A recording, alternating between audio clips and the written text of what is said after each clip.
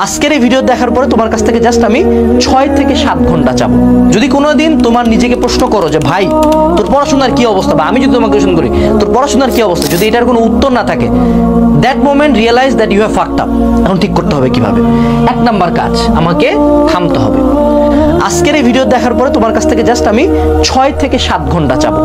অর্থাৎ তুমি এই 6 থেকে 7 ঘন্টা যে বিশাল পড়ে ফাটাই দিতা এরকম না। যদি তুমি পড়ে ফাটাই দিতে তাহলে এই ভিডিও তোমার দেখাও লাগতো না, এই ভিডিওতে তুমি ক্লিকও করতে না।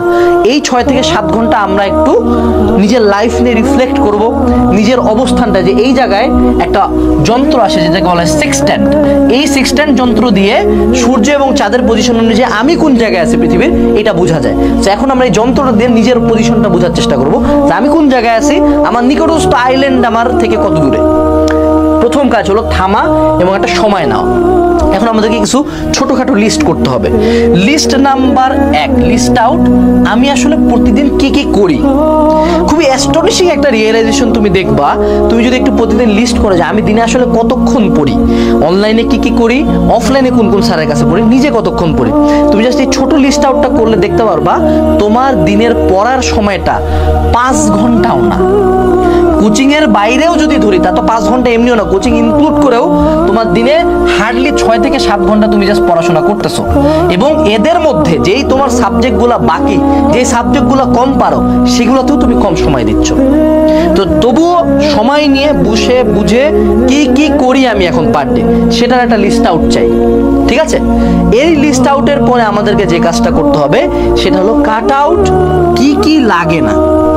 আমাদের যখন অনেক প্রকার কাজ থাকে, আজকে যদি সকালবেলা উঠে আমি তোমাকে বাজারের 100টা আইটেম রেখে দিয়েছি, 100টা আইটেম কিনে আনবি, তারপরে আবার বাড়ি ক্লিন করবি, তারপরে এইটা করবি এটা করবি, 100টা আইটেম কিনা প্লাস 100টা কাজ দিলে কিন্তু তুমি একটা কাজও ভালো মতো করতে পারবা না।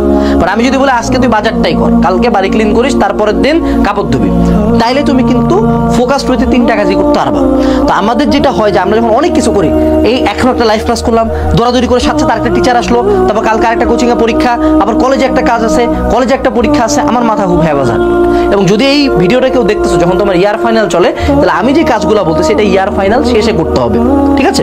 আচ্ছা, তো আমরা কি কি করব না, কি কি লাগতেছে না আমার, ধরো টিচার লাগতেছে না, লাইভ ক্লাস লাগতেছে না, এই কোর্সটা লাগতেছে না, এই সাবজেক্টটা না পড়লে হয়, এই ব্যাচটা বাদ দিলে হয়, ওগুলা জাস্ট কমপ্লিটলি ক্রস করে দিবা। ওটা আমার লাগবে না, ওটা বাদ।